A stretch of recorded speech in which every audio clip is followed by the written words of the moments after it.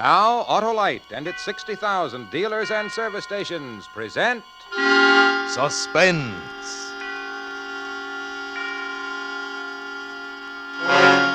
Tonight, Autolite brings you Gregory Peck in Michael Vanning's Murder Through the Looking Glass, a suspense play produced and directed by Anton M. Leader.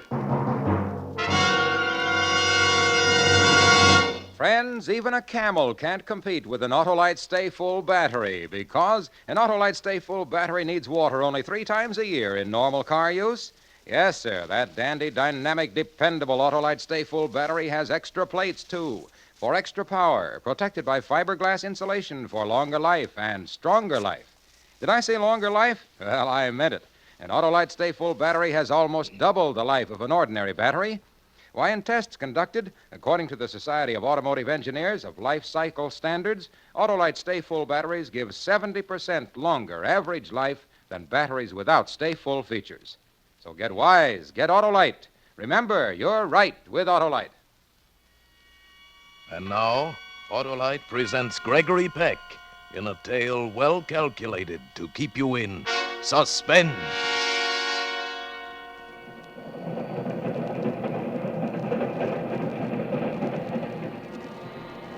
The sound was a dull, monotonous roar in my ears, and I listened, wondering if it were real or part of a dream.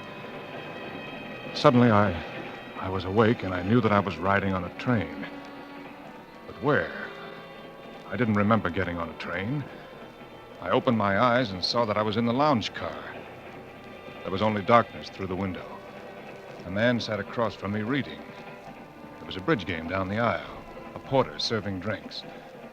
Everything nice and normal, except that I had no idea how I got on the train or why I was there. I tried to think of a reason for being there, but I couldn't. These spells of forgetfulness had been coming on more often lately. I leaned back and closed my eyes, listened to the rhythm of the train. A melody began to fit itself to the rhythm. I couldn't remember ever having heard such a song, but somehow I seemed to know the words. Down in the valley so low, late in the evening, hear that train blow, I beg your pardon, sir, but your singing is disturbing the other passengers. Oh, I'm sorry. You understand, sir, it's the other passengers. I kind of liked your singing myself. Your singing didn't disturb me either, young man. In fact, it was rather a pretty melody. What was the name of it? Why, it's, it's silly, but I don't know. I can't even remember the tune now. That's the way it is with songs. I've had the same thing happen to me. So what train is this? Why, it's the New York Express to Philadelphia. Ought to be there any minute, too. You must have been on some party if it lasted all day. Or what time is it? 7 o'clock. P.M., that is. Yes, sir. It must have been pretty drunk out where you were. I think he said something else after that, but I wasn't listening then. I noticed that I was wearing a brown topcoat. It wasn't mine. Maybe I'd accidentally exchanged coats with someone. If I couldn't remember it, it must have been that kind of a party. If so, I felt for my wallet. It was there. I opened it to see if I had any money left, and my eye was caught by the driver's license made out to John Blake. In another pocket of the wallet, there were engraved cards reading John Blake Insurance. I wasn't John Blake. I was Jeffrey Bruno, a writer. I couldn't even drive a car. I didn't know anything about insurance. I'd never heard of a John Blake, but here was his identification in my wallet. What's the matter, young fellow? Are you ill? The man across from me said something, but I didn't hear what it was. I looked through the other pockets. There was a bank book showing that John Blake had a bank balance of $647.55. My balance had never been higher than $15. There was a letter, a bill for shirts, addressed to John Blake at an address I never heard of before. There was a moment there, a few crazy seconds, when I wondered if I really was John Blake. No, I couldn't be. I knew I was Jeffrey Bruno, who lived at a 2-room apartment in Greenwich Village and wrote mystery stories for a living. I knew who I was. Broad Street Station. Broad Street Station. Well, here we are. Or are you going on downtown? Well, Say, I could get a train back to New York here, couldn't I? Sure, right across on the other platform. That must have been some party. Explain, read all about the murder. I had to get back to New York and straighten out this business about John Blake's coat and identification. Whoever he was, might even be thinking I'd stolen them. Besides, I wanted to find out where I'd been the night before and all day, and why I'd awakened on a train to Philadelphia. And then just as I got up from the seat, I glanced out of the window. The newsboy was holding up a newspaper. Across the top was the big headline. Killer Blake escaped. Blake. And just below it, there was a picture of me.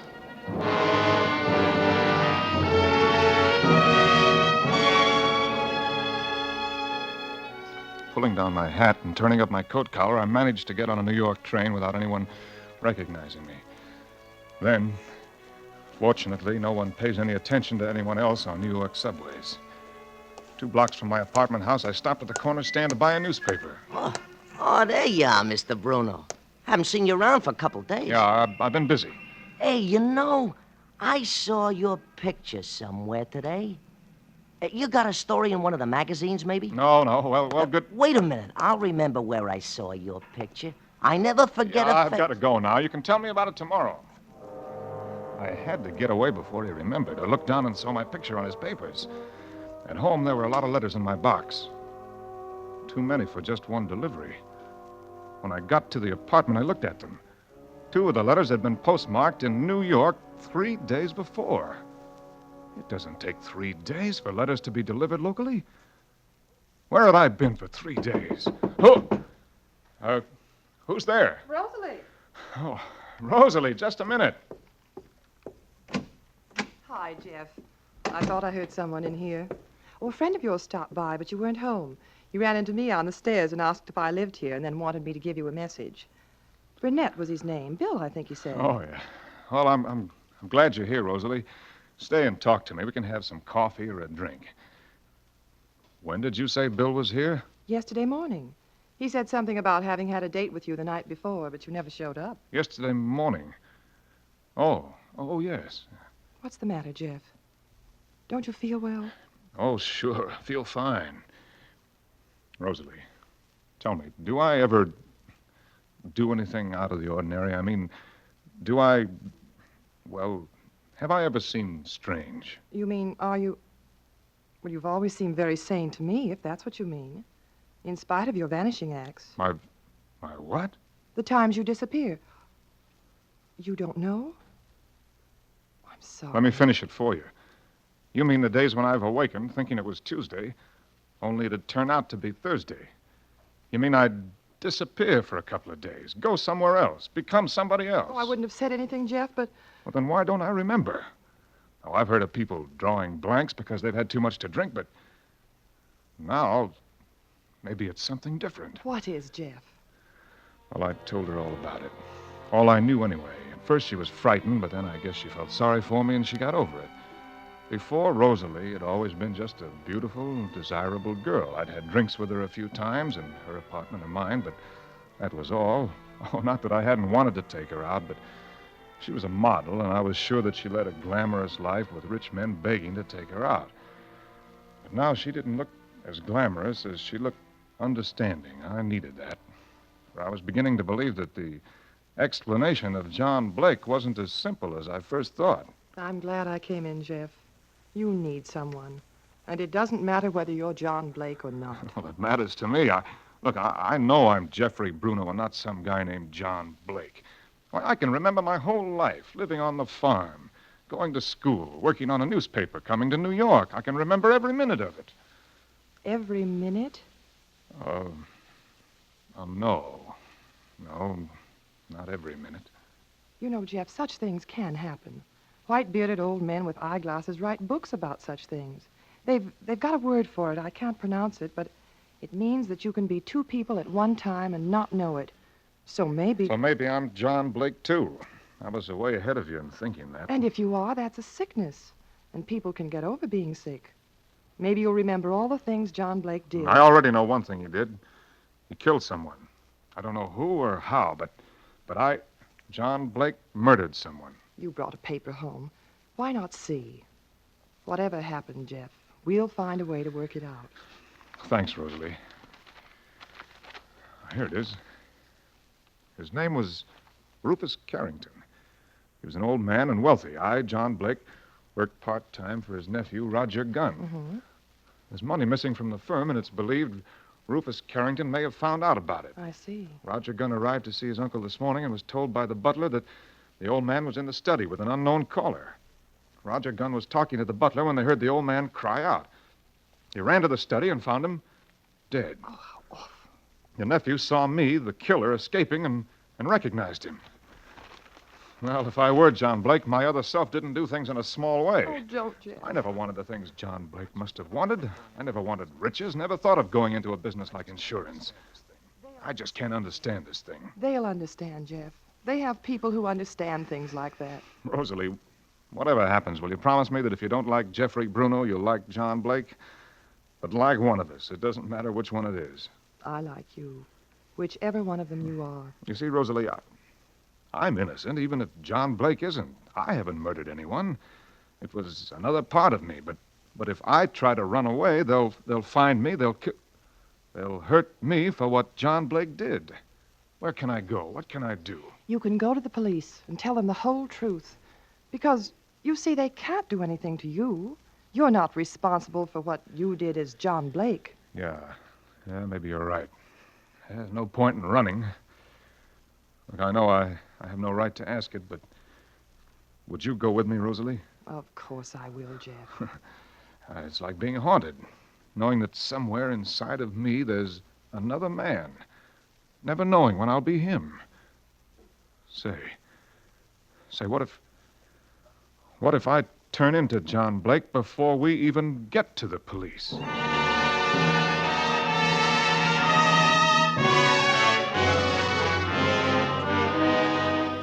For Suspense, Autolite is bringing you Gregory Peck in radio's outstanding theater of thrills, Suspense.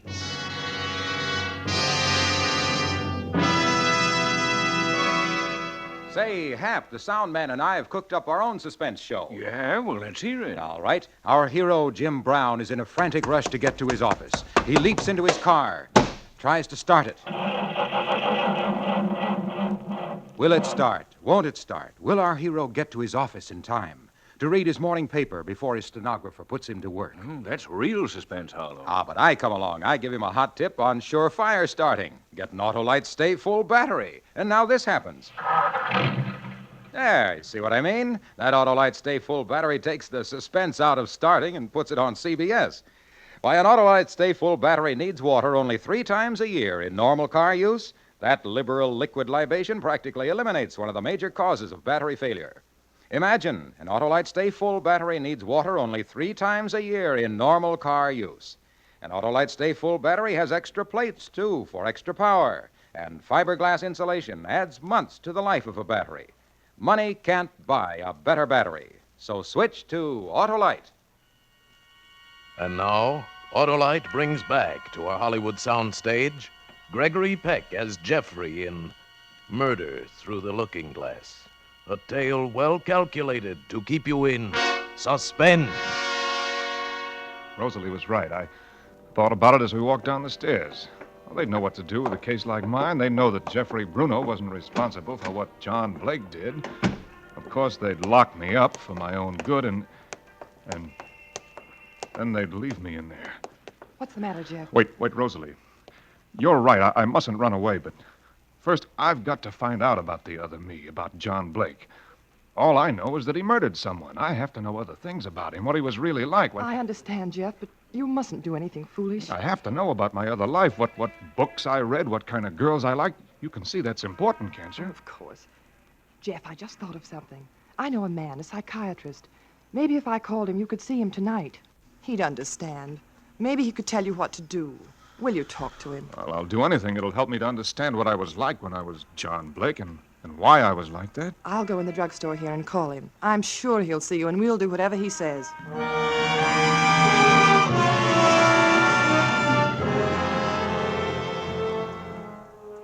Now, Mr. Bruno, you say there have been many times when you haven't remembered what happened for days. Oh, not many. A few times. It only happened after I'd been drinking, and I thought that's all it was.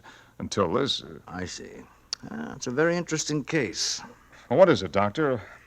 I've done some reading on psychiatry, and it sounds... Is it split personality? Schizophrenia? Yes, it's very possible. For instance, subconsciously, you might have had a desire for things which consciously you'd convinced yourself were bad. That desire became so great that you created John Blake, so you could satisfy it without compromising Jeffrey Bruno. But wouldn't I be partly aware of wanting those things? Isn't it possible that I'm not John Blake, that all of this is something else? I'll let you answer that yourself, Mr. Bruno. Well, how can I? If I could answer it, I wouldn't be here.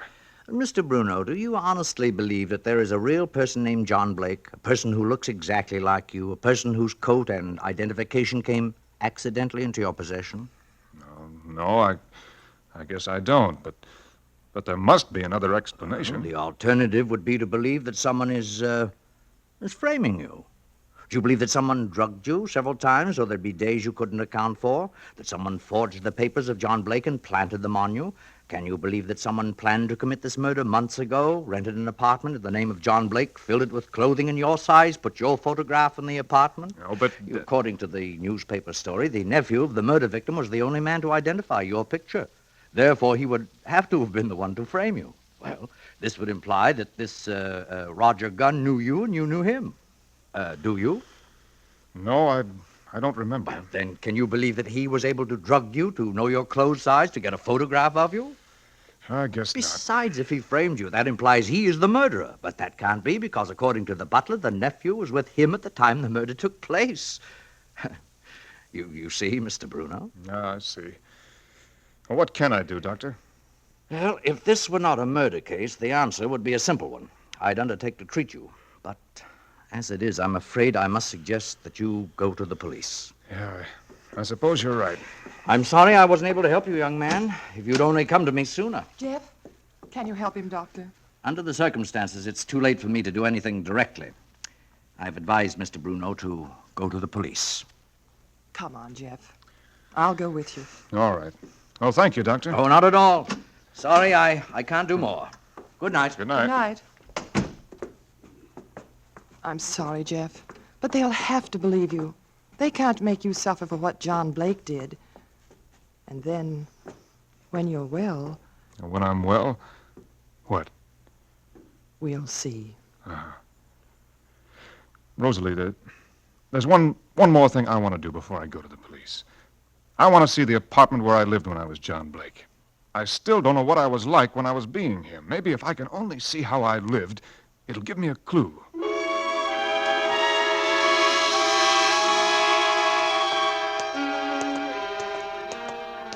There it is, Jeff, right across the street. The lobby looks empty. Now, let's see. The address on the letter is apartment 203. Wasn't there anything in the letter? It was a bill. It seems that I'm not only an embezzler and a murderer, but I didn't even pay John Blake's bills. Please, Jeff, don't joke about it. All right, Rosalie, no joking.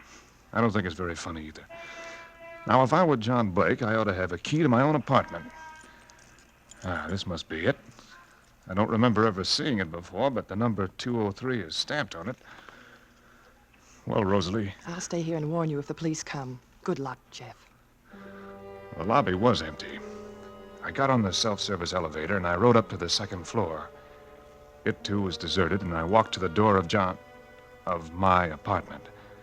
I hesitated, wondering if maybe there were a policeman inside. Well, I had to take the chance. The key worked, and I stepped inside. The place seemed empty. I turned on the light. It was a small apartment, inexpensive, perfectly correct, and dull. There were hunting prints on the wall. There were 2 suits in the wardrobe. My size all right, even though I couldn't remember buying them. There were even monogrammed handkerchiefs. It was unreal. Yet I had to believe all these things belonged to me, that there had been times when I liked wearing them. My head was spinning by now, and I leaned up against the wall. I don't know how long I stood there, unaware of anything except the pain inside. Gradually, I was aware that somebody was knocking on the door, but it was several seconds before I located it. It was at my door. The police? Oh, no, Rosalie said she'd warn me. Open up in there. This is the It was the police. I wasn't ready to give myself up yet. I ran to the window. There was a fire escape outside. Open up or we'll break it down. I raised the window and looked out. I couldn't see anyone. Okay, boys, let's go in. I had to take a chance that there wasn't a cop at the bottom of the fire escape. I climbed out and closed the window. As I started to break in, I ran down the fire escape. I jumped to the ground and looked around the corner. There was one man sitting in a police car. I turned and ran the other way. I must have run 2 blocks before I heard footsteps behind me. I turned and it was Rosalie. Oh, Jeff. You said you'd warn me. What happened? But I did, Jeff. I rang the buzzer twice while they were getting out of the car. When I saw you getting away, I thought you'd heard. You must have heard it. You rang twice? The bell must be out of order, just like John Blake. Or I didn't hear it. I almost didn't hear them knocking. I'm sorry, Rosalie. I don't know. It doesn't matter, Jeff. I was so frightened. No, you mustn't be. I promise I won't do anything to involve you or hurt you. Oh, I wasn't thinking of myself. You can't go on like this, Jeff. You've got to go in. Give yourself a chance to get well. I know. You know, upstairs there for a minute, I thought of running away, of going to some little town and changing my name, but that's no good either. That wouldn't get rid of John Blake. Then? I've got an idea. Just one more try. Another hour won't make any difference to the police. All right, Jeff. Where are we going? Not we, Rosalie. I'm not going to involve you in this anymore. I was John Blake. I did the things John Blake did, and I have to see it through to the finish. At least tell me where you're going. It'll be better if you don't know. Oh, please, Jeff. No, this is the way it has to be. Then if it turns out worse than we think, you can just remember that for a few hours you were friendly to someone who needed it. If I come through this, if I get well, then... Yes, Jeff? Well, as you said, Rosalie, we'll see.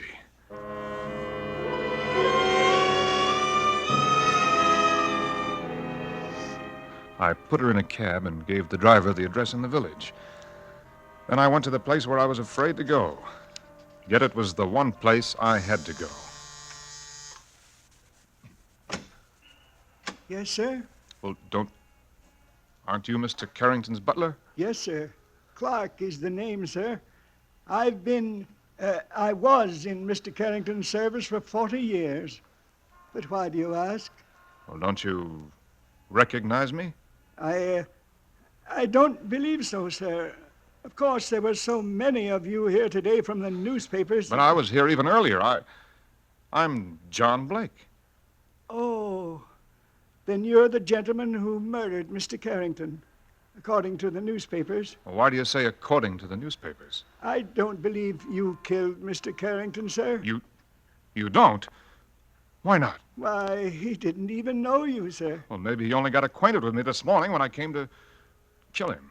If he had made an appointment with you, sir, I would have known. But didn't you let me in to see him? Oh, no, sir. He answered the door himself when his visitor arrived. I see. Is Mr. Carrington's nephew here? Mr. Gunn? Yes, sir. But he left word not to be disturbed. He did he? Clark, did Mr. Carrington have a gun? Yes, sir. Would you trust me with it if it might help catch the murderer? I guarantee it'll catch him. Won't you step in? Thank you. I was very fond of Mr. Carrington, sir. He kept the gun here in the hall near the door. Oh, here it is, sir. I'm an old man myself, and perhaps I'm foolish to even... Now, don't you worry. Just take me to see Mr. Gunn. Oh, but I can't do that, sir. Clark! Oh, pardon me, sir. Yes, Mr. Gunn? Who are you talking to, Clark? Is that the attorney? No, sir. It's a young... Wait a minute. I know that voice. I'm sorry, Clark. Who the devil... You? Yes, me, Mr. Gunn, or should I say Dr. Gunn? Clark, leave the room. Yes, sir.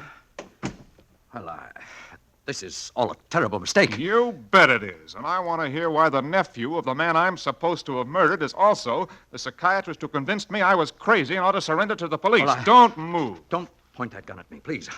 I'm expecting a phone call from the attorney about the will. And then I'm sure we can straighten this thing out. I'll give you money. We'll straighten it out now without money. You killed your uncle, didn't you? No. I was with Clark. He can tell you. Don't answer that. Clark will answer it then, on the extension. And he knows I'm Then here. let Clark answer it. But I'm going to get the truth out of you before you have a chance to talk to anyone. I meant you no harm. Not much. You just wanted me to take your seat in the electric chair. You told me the whole thing when you were posing as the psychiatrist, didn't you? You told me the truth, making me think it couldn't have been like that. The only thing you didn't tell me was about the person who killed your uncle and helped frame me. I beg your pardon, sir, but it's an urgent call. Don't move, Gun. If it's so urgent, I'll take it for you. Yes? Roger, I'm calling you from our usual place. He hasn't gone to the police yet. Roger, are you there? Yes. I can't talk now. The attorney's here. Wait, Roger. I think he's on his way over there. Be careful. All right. You don't sound right. Are you getting frightened again? After all we've done so far, you've got to keep your nerve up. I'm coming over, Roger. Good. I'll be there in 5 minutes. Stall him when he arrives. Goodbye, Roger. Goodbye, Rosalie. Clark, Yes, sir? you were right before. Mr. Carrington opened the door this morning for a beautiful young lady after a date had been made by Mr. Roger Gunn here. I told him she was blackmailing me, and I wanted him to see her because he'd had experience handling that sort of thing. But I swear Rosalie didn't tell me she was going to kill... Never mind. Clark, call the police. Tell them by the time they arrive, the murderer of Mr. Carrington will be here waiting for them.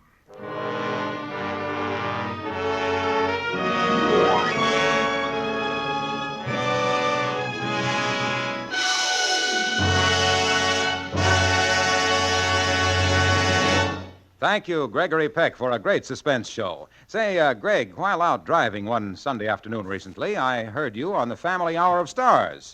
Busman's Holiday. Yes. And I was thinking then how you always give a splendid performance. Just like a stay-full battery. A battery I'm being compared to now. Well, not just a battery, Greg, but Autolite stay-full batteries. They're as tops in their field as you are in yours. Well, then you can just call me Stay Full Peck from now on. Tell me more. Well, Greg, stay-full batteries are made by Autolite men who make over 400 products for cars, trucks, airplanes, and boats in 28 Autolite plants from coast to coast. Yes, sir, and Autolite also makes complete electrical systems for many makes of America's finest cars. Spark plugs, generators, starting motors, coils, distributors. All ignition engineered to fit together perfectly, work together perfectly, because they're a perfect team. So, folks, don't accept electrical parts that are supposed to be just as good. Ask for and insist on Autolite, original factory parts, at your neighborhood service station, car dealer, garage, or repair shop. Remember, you're right with Autolite.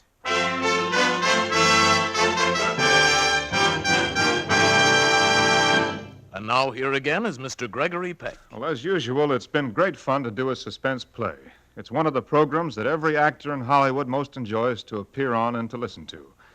For instance, I wouldn't miss next week's show when Pat O'Brien stars in a really outstanding story, Dead Earnest, another gripping study in...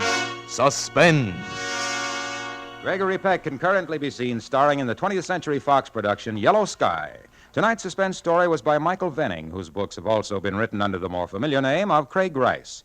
The adaptation for radio was by Ken Crossan. Music was composed by Lucien Moraweck and conducted by Lud Gluskin. The entire production was under the direction of Anton M. Leader. Next Thursday, same time, hear Pat O'Brien in Dead Earnest. You can buy Autolite electrical parts, Autolite resistor spark plugs, Autolite stay-full batteries at your neighborhood Autolite dealer. Switch to Autolite. Good night. We have the highest standard of living in the world. Safeguard the American way. This is CBS, the Columbia Broadcasting System.